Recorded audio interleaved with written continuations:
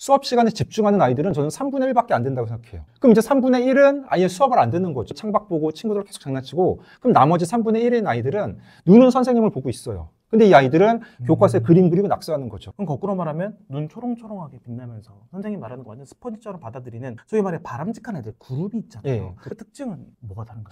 그 아이들의 특징은 의외로 나타나는 부분은 초5에서 사회, 한국사에서 아이들의 학습 격차가 크게 나타납니다. 왜냐면은 아이들이 처음 한국사를 접하게 되니까 용어가 낯설고 생소하니까 거기서 아이들이 멘붕이 오면서 아, 한국사 너무 어렵다. 거기서 그냥 놔버리는 아이들이 많은 거죠. 우리 아이들에게 어떻게 하면 광복절에 대해서 절대 안 잊어버리게 알려줄 수 있을까요? 안중근 의사는 다 알고 있는데 예. 의사에 대해서는 잘 모르는 경우가 많아요. 그러니까 안중근 의사와 같이 이토 히로부미를 사살하기 위해서 계획을 짰던 분인데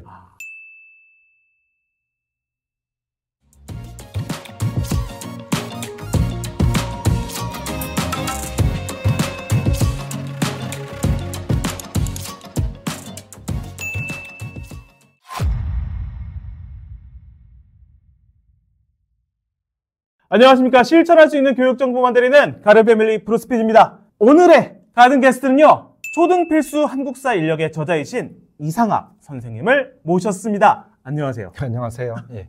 우리 시청자분들께 소개 한번 부탁드려도 될까요? 안녕하세요. 반갑습니다. 초등교사 해피 선생 이상학입니다. 저는 충청남도 아산의 한 초등학교에서 초등교사로 근무하고 있고 유튜브 채널 해피 선생을 운영하고 있습니다. 그리고 교육 관련 책도 쓰고 있고요. 가끔씩 강연도 다니면서 바쁘게 생활하고 있습니다.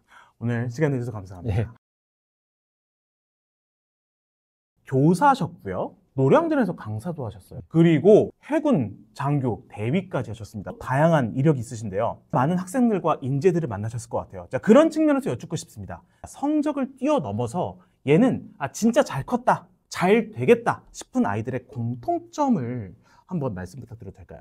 크게 세 가지 공통점을 말씀드리고 싶습니다. 첫 번째는 성실성입니다. 지금 당장 학업 성취 수준이 높지 않더라도 성실한 아이들은 결국에는 학업 성적도 오르고 본인이 어떤 원하는 삶을 사는 경우가 많습니다. 요즘 학교에는 1인 1 역할이라고 해서 아이들이 각자 하나의 역할을 해야 되는 게 있는데 뭐 예를 들어서 교실 앞쓸기 또는 뭐 칠판 정리, 우유당번 그런 역할이 있는데 어떤 아이들은 선생님이 시키지 않아도 꾸준하게 열심히 잘 하는 아이들이 있습니다. 대부분의 아이들은 선생님이 시키면 하는 척만 하는 아이들이 있죠. 중요한 건 아이들이 진정성을 가지고 본인이 어떤 역할을 해야 되는지를 알고 그냥 꾸준하게 잘하는 아이들은 나중에 그게 학업 성취 수준에 있어서도 계속 노력을 해 나가니까 결국에는 어느 정도 수준까지 올라오는 경우가 있더라고요. 요즘 대부분 아이들의 특징은 금방 실증을 느끼고 빨리 포기한다는 점입니다. 초등학교 아이들이 학교에서 가장 많이 하는 말 중에 하나가 나 망했다 라는 말입니다. 그러니까 미술 시간에 그림을 그릴 때 본인 마음에 조금만 안 들면 선생님 저 망했어요 라고 얘기하고 국어 시간 글쓰기도 마찬가지고 모든 활동도 마찬가지고요. 선생님 입장에서 봤을 때는 조금만 더 보완하고 노력하면 충분히 더 잘할 수 있는데 아이들이 포기가 빠르고 금방 실증을 느끼는 거죠. 그래서 그런 아이들이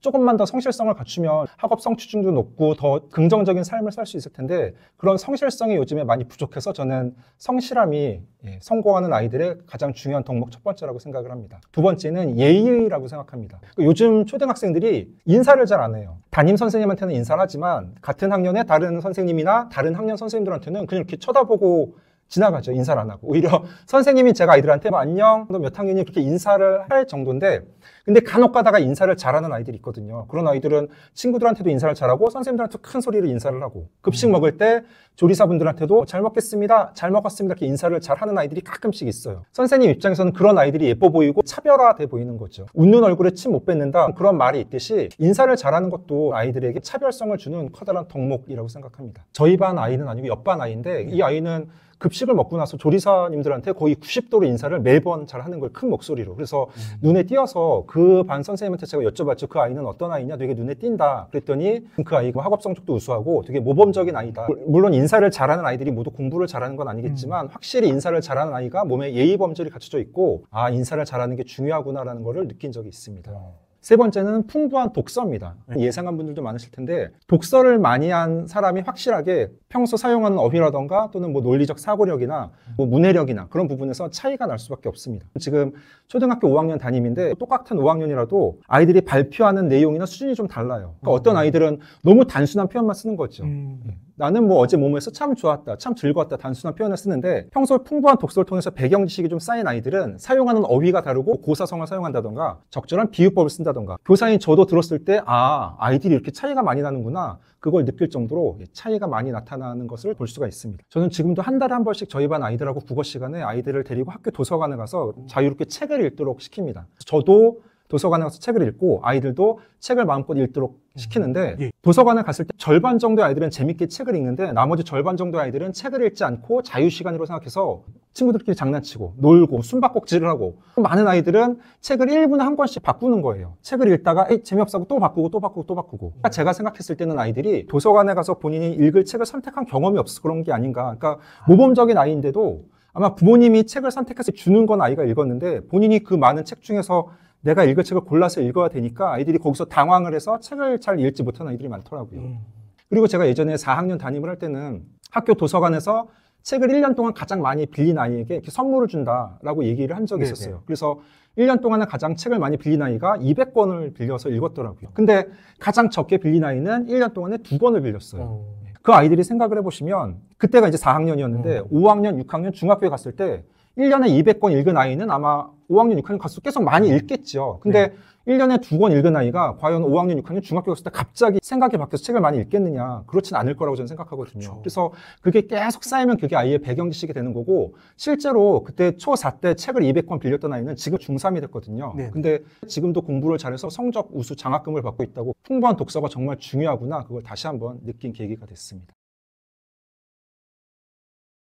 왜 누구는 잘 되고요? 왜 누구는 잘 안 될까요? 그 원인이 어디서 발생한다고 생각하십니까? 그게 학습 격차가 가장 심각한 문제라고 생각합니다. 초등 보호자님들이 갖고 있는 오해 중에 하나가 우리 아이가 해당 학년 수준에 해당하는 학습 수준을 갖고 있다고 생각하시는 거예요. 그러니까 우리 아이가 4학년이면 당연히 4학년에서 배우는 내용들을 잘 이해하고 있을 것이다. 왜냐하면 학교에 잘 다니고 학원에도 다니니까 당연히 우리 아이가 수업을 잘 따라갈 거라고 생각하시는데 저는 그래서 초등학교 교실에 CCTV를 차라리 설치해서 보호자님들이 우리 아이가 학교 수업 시간에 어떤 모습인지 좀 보셨으면 좋겠어요. 그 정도로. 그러니까 저는 3분의 1 법칙이라고 그냥 제가 혼자 이름을 붙였는데 수업 시간에 집중하는 아이들은 저는 3분의 1밖에 안 된다고 생각해요. 그럼 이제 3분의 1은 아예 수업을 안 듣는 거죠. 창밖 보고 친구들 계속 장난치고 그럼 나머지 3분의 1인 아이들은 눈은 선생님을 보고 있어요. 근데 이 아이들은 교과서에 그림 그리고 낙서하는 거죠. 그래서 제가 누구 읽어보자, 누구 뭐 어떻게 생각하냐고 물어보면 뭐라고요? 어디요? 그렇게 다시 되묻습니다. 선생님 입장에서는 어떤 아이를 책을 읽으라고 시켰는데 그런 반응이 너무 많은 거예요. 그 아이들은 눈은 보고 있는데 머릿속 딴 생각하면서 그림 그리고 있는 거죠. 근데 이제 보호자님들은 그런 학습 격차에 대해서는 인식을 크게 못하고 계신 거죠. 그럼 거꾸로 말하면 눈 초롱초롱하게 빛나면서 선생님 말하는 거 완전 스펀지처럼 받아들이는 소위 말해 바람직한 애들 그룹이 있잖아요. 그 특징은 뭐가 다른가요? 그 아이들의 특징은 가정 환경이 좀 우호적이고 화목한 가정인 경우가 많습니다. 그러니까 부모님들이 아이한테 관심도 많고 어떤 내용들을 배우고 있는지 어떤 문제가 있는지를 잘 알고 있고 전 학교에서 매일 아침에 2줄 이상 쓰기라는 걸 하거든요. 어제 있었던 일을 한 줄 이상 쓰고 거기에 대한 내 생각에 대한 느낌을 한 줄 이상 쓰고 매일매일 아이들이 어제 어떤 일이 있었는지 쓰기 습관을 쓰는데 거기 보면 아이들의 생활이라던가 그런 게 다 드러나는 거죠.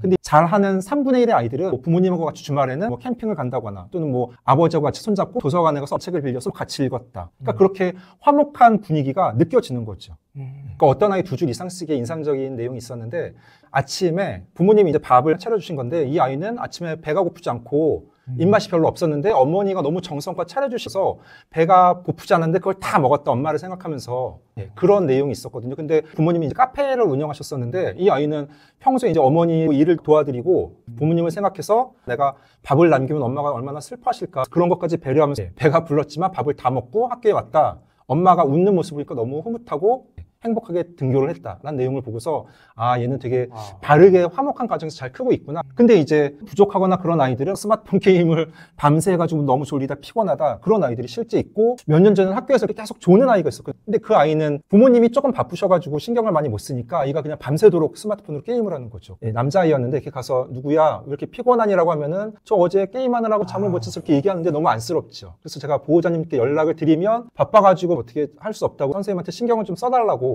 부탁을 하는데 저도 한계가 있어서 가정하고 학교하고 같이 이루어져야 되는데 그래서 조금 안타까운 적이 있었죠.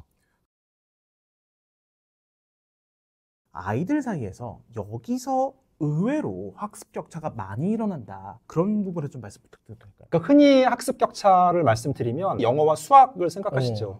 근데 그게 사실 맞긴 맞아요. 영어, 수학에서 학습 격차가 크게 나타났는데 의외로 나타나는 부분은 초5에서 사회, 한국사에서 아이들의 학습 격차가 크게 나타납니다. 왜냐면은 초5, 2학기 때는 사회 시간에 한국사만 배우게 됩니다. 교육과정상 초5, 2학기 사회 시간에 고조선부터 6.25 전쟁까지를 배우고 6학년 1학기 사회 시간에는 현대사 부분을 배우는데 대부분 고조선부터 6.25 전쟁까지를 5학년 2학기 때 배우니까 아이들이 처음 이제 한국사를 접하게 되니까 용어가 낯설고 생소하니까 거기서 아이들이 멘붕이 오면서 아 한국사 너무 어렵다. 거기서 그냥 놔버리는 아이들이 많은 거죠. 초중 교사가 보셨을 때 왜 이 한국사가 중요하다고 생각을 하시나요? 초등 한국사를 잘한다는 의미는 단순하게 사회 교과를 잘한다는 의미를 뛰어넘는다고 생각합니다. 그러니까 역사 교육은 크게 두 가지 목적이 있는데 첫 번째는 역사를 잘함으로써 과거의 일을 지식적으로 많이 아는 측면이 있죠. 두 번째는 역사를 통해서 알미 확장된다고 생각합니다. 그러니까 역사는 끊임없이 뭐 반복된다 그런 말도 있는데 우리가 지금 어떤 사회를 살고 있고 어떻게 나아가겠구나 그런 것들도 조망할 수 있는 힘이 생긴다고 생각해서 저는 한국사가 단순하게 지식적인 측면을 뛰어넘어서 여러 가지 복합적인 기능, 중요성이 있다고 생각합니다. 저희 가족이 영화 암사를 본 적이 있어요. 그 영화가 일제시대 때를 다뤘던 영화인데 이제 이정재 씨가 처음에는 독립운동을 하다가 고문을 받고 하면서 친일로 돌아서면서 밀정 역할을 하는 거죠. 저희 아이가 다 보고 나서 저한테 만약에 아빠는 저 때 살았으면 독립운동을 했을 것 같아요 라고 저한테 묻는 걸 보고서 솔직히 저도 물론 독립운동을 하는 게 맞지만 과연 일제치하 36년 동안 끊임없이 변절하지 않고 독립운동을 할 수 있었겠느냐 솔직하게 근데 쉽지 않을 것 같아 나도. 그리고 실제 역사적으로도 독립운동을 하다가 변절한 분들이 많은데 하면서 역사적인 내용에 대해서 대화를 한 적이 있습니다.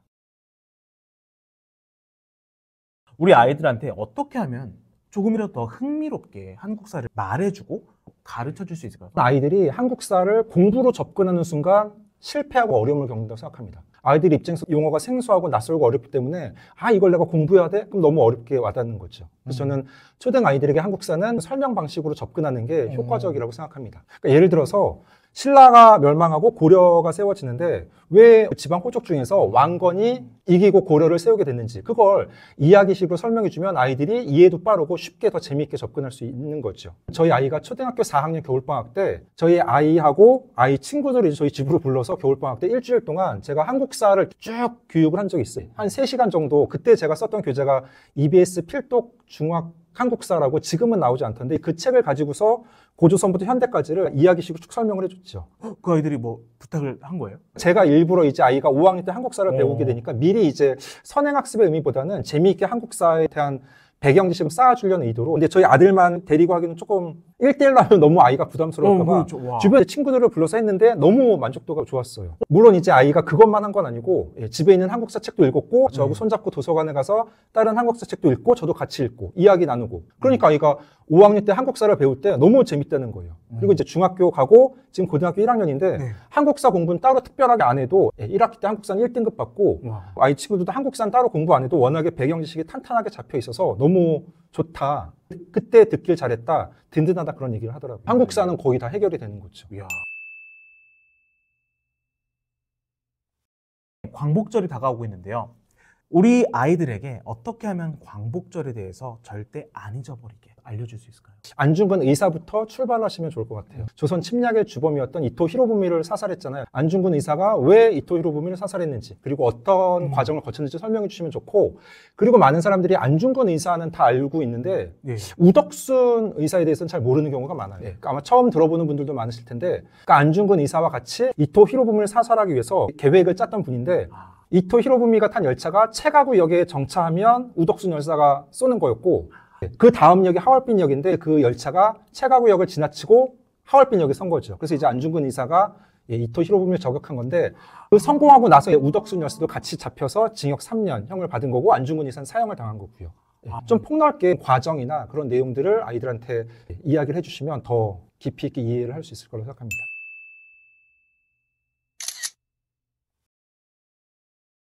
그리고 광복까지 이어서 설명을 해주시면 좋습니다. 광복의 말뜻이 빛 광자 회복할 복자. 우리 민족이 빛을 회복하다. 그래서 광복절인 거죠. 아, 우리 민족이 이런 노력을 해서 광복까지 맞이하게 된 거구나. 아이들이 쉽게 이해할 수 있을 겁니다.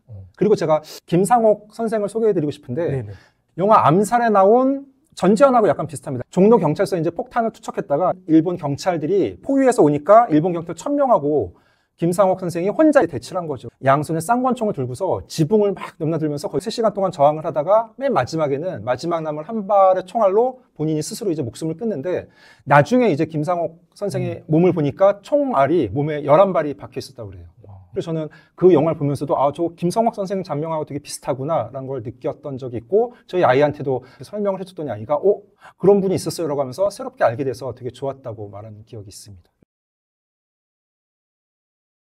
자녀 교육에 있어서 이 키워드 하나만 기억하셔라. 어떤 걸 꼽아주고 싶으신가요? 저는 가능성이란 말을 드리고 싶어요. 그러니까 가능성은 어떤 일을 할 수 있는 정도라고 하는 말이죠. 부모님들이 자녀의 가능성을 믿고 응원하고 지지해 주시는 게 꼭 필요하다고 생각을 합니다. 근데 실제로 학교에서 보면 그렇지 않은 보호자들이 가끔 계신 거예요. 제가 예전 4학년 담임을 할 때 학부모 상담 기간에 남자아이의 어머니였는데 저한테 그렇게 말씀하시는 거예요. 우리 아이는 공부 쪽은 좀 아닌 것 같죠? 그래서 저는 아이를 발레를 시키고 있어요.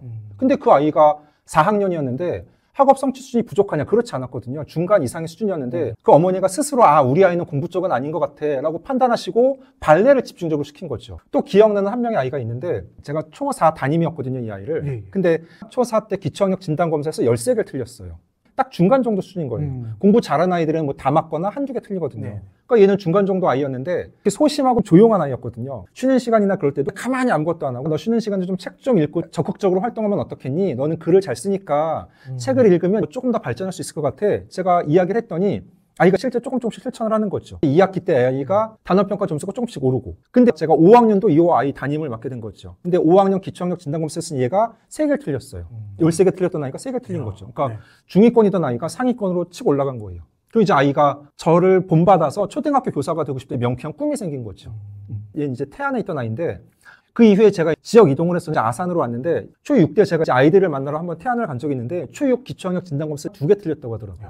네. 올해는 얘가 중학교 1학년 들어갔는데 지금도 혼자 공부하면서 본인의 꿈을 위해서 나는 초등학교 교사가 꼭 될 거예요 하면서 노력한다는 얘기를 들었을 때, 초등 아이들은 얼마든지 성공할 수 있는 가능성이 있으니까 보호자들이 조금 더 응원해 주시고 지지해 주시고 가능성을 믿어 주시면 저는 충분히 더 잘할 수 있다고 생각합니다. 그런 측면에서 초등 한국사도 어떻게 되겠지가 아니라, 초등 한국사 공부에 있어서는 아이가 좋은 책을 읽고 배경 지식을 쌓고 부모님이 상호작용을 해주시면 얼마든지 아이들이 한국사도 스스로 잘 해나갈 수 있다고 생각을 합니다. 이번에 초등 필수 한국사 인력을 내주셨는데요. 이 책은 어떤 분들이 읽으면 도움이 될까요?